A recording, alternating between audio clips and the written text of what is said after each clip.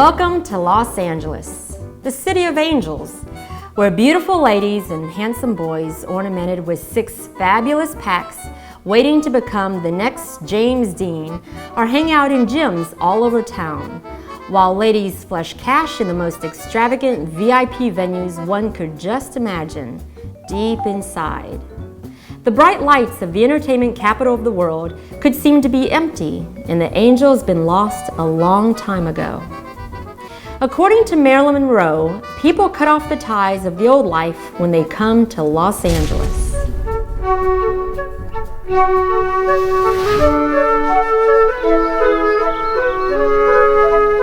Once upon a time, a girl from a small town in Quebec came to Los Angeles to become an actress and fall in love.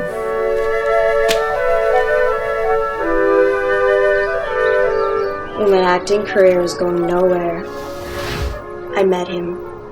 He was everything I wanted. He was handsome, went to Berkeley, a doctor. Several months later, our families met. That should have meant something, right? And one day, at dinner, at a romantic restaurant, when I thought he was just about to pop the question, he told me he wasn't ready, that he was under so much stress. He said to me, "Why can't we just be in love? Why we have to go through the traditional ways of getting a piece of paper?" I was dumbfounded. We broke up. And 6 months later, he married a 22-year-old model.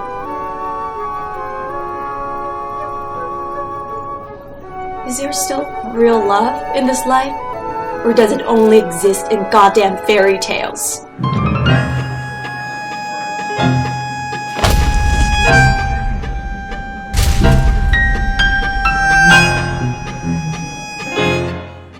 So Natalie ended up moving back to Canada with a broken heart, broken dreams, and broken illusions. But she is not the only one. I mean, we're all in the same boat. We're trying to find Mr. Right and live happily ever after. God knows that I've had my share of high-powered executives and bankers and lawyers, and mostly they're just general assholes. I never thought that I would date someone who's less achieved than I was, but David was not like those other successful guys. He was very earthy and sweet, and he made me laugh, and the sex was quite amazing. So here is to David.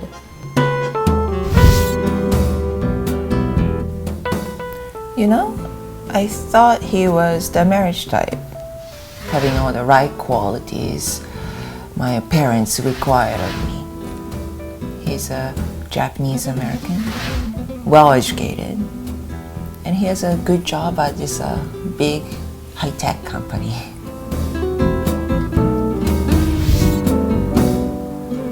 I think this is okay. What do you think? Perfect. Thank you. Welcome. It's not easy keeping a steady relationship. I feel like guys are more thrilled with the idea of getting between my legs or my looks. None of them really care about me. And that just kind of sucks, you know? I actually started modeling when I was 16, and I got to go to Tokyo, and man, that was such a blast. It was a crazy eye-opener. I mean, we partied it up in Feria, and all the PRs there would arrange whatever it is that we wanted. Drinks, drugs, meeting other models, meeting the movers and shakers of the industry. It was crazy. And I landed all these covers of different prestigious magazines. I was representing high-end brands for cosmetics, and the money, man. I would have never imagined that kind of money for myself, or even for my family. My family never thought that. I mean, my mom was a manicurist and my dad was a baker. And they lived very humble and these very modest life for themselves, especially after what they've been through after the Vietnam War. So they would have never imagined anything like that for me. I did.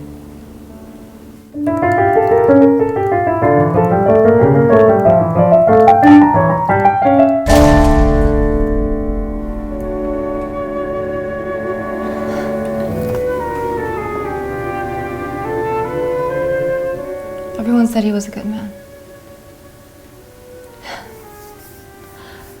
I mean, am I asking for too much? He was good to me. You know, he never cheated. He never forgot to bring me flowers on all the important days. I mean, how was this love of the relationship? He's the one who did all the cooking and the cleaning. You know. But there were just too many nights where I would stay up watching him sleep. And all I can think about is how I was consumed with feelings of guilt, anxiety, and loneliness. So at first he chased me, and I did not take him seriously because I was way out of his league. Plus, he already had a girlfriend.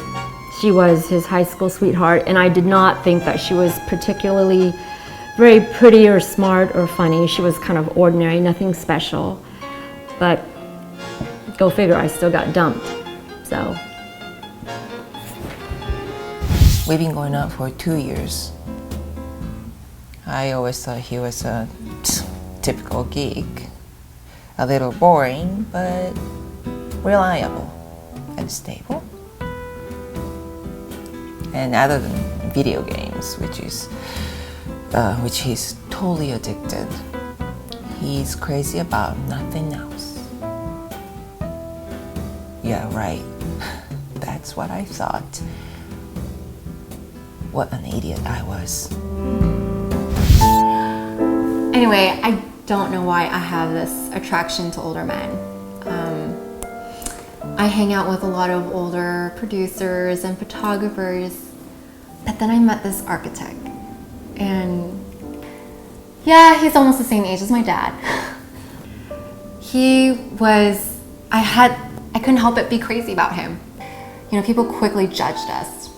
Well, they quickly judged me, just because he's this crazy billionaire like Hugh Hefner, and you know, it's the thing is, I make enough money for myself already. I can take care of myself, but there was something about him that I couldn't help. He was so knowledgeable and cultured. He lived all over the world. He went to school in London and Paris, and he took me on these crazy lavish trips to the White House and to the Sultan of Abu Dhabi, his palace. He was like a brother to them, and just that idea alone thrilled me. It got me wet and wild, and even though he was older, he was fit. So sex with him was explosive. We had to use Viagra though, but it's not a big deal. It's like this profound loneliness, you know? The kind that just sort of paralyzes you. I wish I could be as happy as he was, but I wasn't. And I know it wasn't love. Because if it was, I should have the impulse to just roll right into his arms. But instead, I was staring at the ceiling, wondering how I was going to end things with him.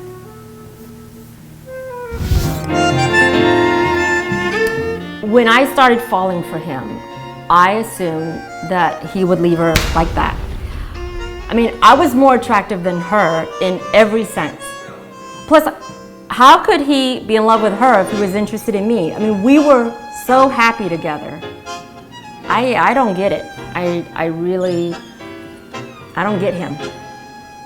I don't get him at all. One day, he forgot to log out from his email account, and since he's a guy, I could have caught him with one or two. But since he's a lazy bastard who never empties his email trash can, I caught him with 68. 68 fucking girls, all for quick nooners and crazy sex adventures. Oh my god. What was he thinking? And what was I thinking?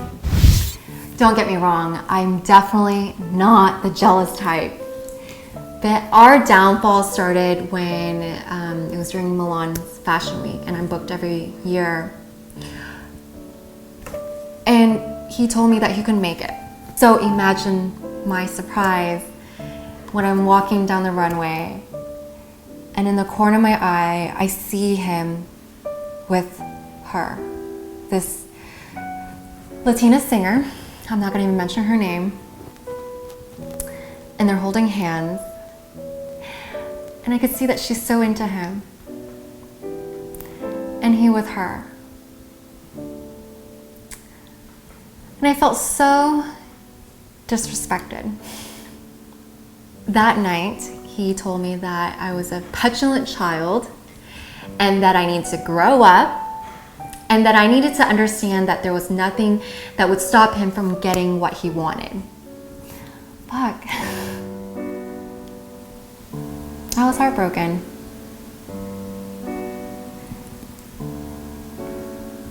And this is weeks after we had gone to Rio together. And he told me that he wanted to marry me. And I know he wouldn't understand if I told him it's because I need to be a freer person. I mean, why would he? He's perfectly content with being mundane. How can you be happy with a 9-to-5 job? It involves no passion, no sense of fulfillment, no benefit to society. I mean, how can he be so content? And he was so devoid of imagination that he couldn't think of anything else other than dinner and movies every Friday night for the last 2 years. So he said that he intended to break up with his girlfriend, but then his girlfriend threatened to kill herself. So the first thing I think is, should I feel pity for her, or is she just pathetic? I mean, what a fucking loser. Who does that? Who threatens to kill themselves just to keep somebody? I know I would never do that, but I guess it doesn't matter because he's not with me anyway, so. I need another cup. His true addiction is not video games, it's sex, and it's not just regular sex. It's like orgies and bukkake and S1.E1, whatever, you name it. And now I know he was staying up till 3 a.m. not to break some stupid record on video games, but he was chatting up with those nymphs. He's not fucking Tiger Woods. He's just a regular looking Asian geeky dude. That's good. Hey, Joe, are you ready? Yes. We're waiting for you. Awesome. I'll be there in a few seconds. Okay, Thank you. chop, chop. So weeks later, after I come back from a photo shoot that he had helped set me up in London,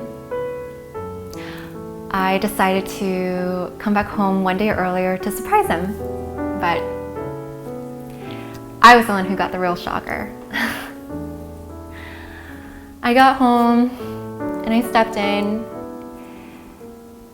and I see that he's having an orgy with all these young guys.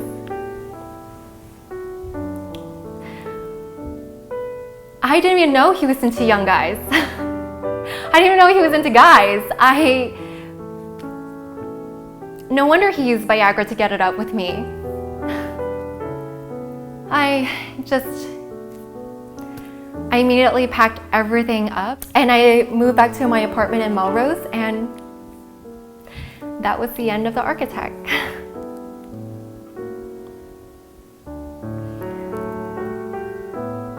felt like such an idiot. I felt like such an idiot because I let him parade me around as one of his trophies.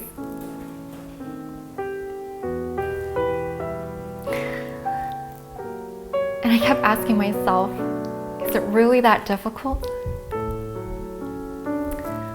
to have a soulmate?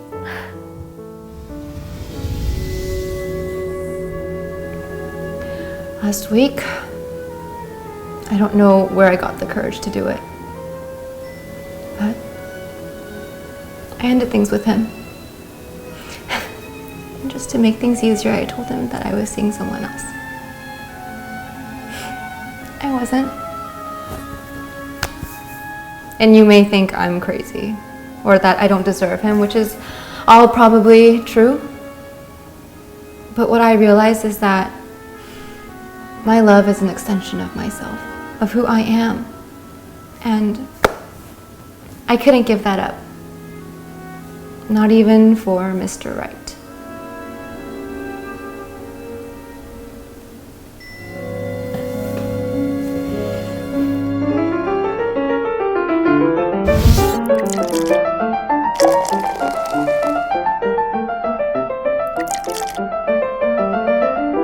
I was so wrong. So out of the blue, he comes up to me and he says, oh, I'm gonna marry her because she's pregnant again and I don't want her to have another abortion. So he gives me this noble reason like, oh, you already have everything, and if I was no longer in your life, you would still be happy. But if his girlfriend didn't have him, she would be nothing. So this asshole comes crying to me like a baby. What a fucking coward. It's like you don't even have the balls, you don't have the freaking balls to tell me to love me and respect me. So you're not used to having a girl that can pay her bills, that I'm not some bitch with a high price tag, these are not the girls that you're used to from back home. But you know, I don't have a problem. I don't have a problem letting it go and finding new possibilities, because I know I will run into a tall, dark stranger somewhere around the corner who will be much better than you, and I will find someone much better than you, okay? I deserve a lot better than that.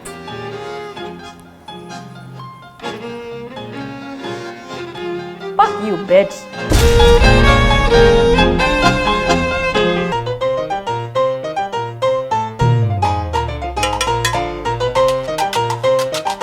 ¿Y qué pasó?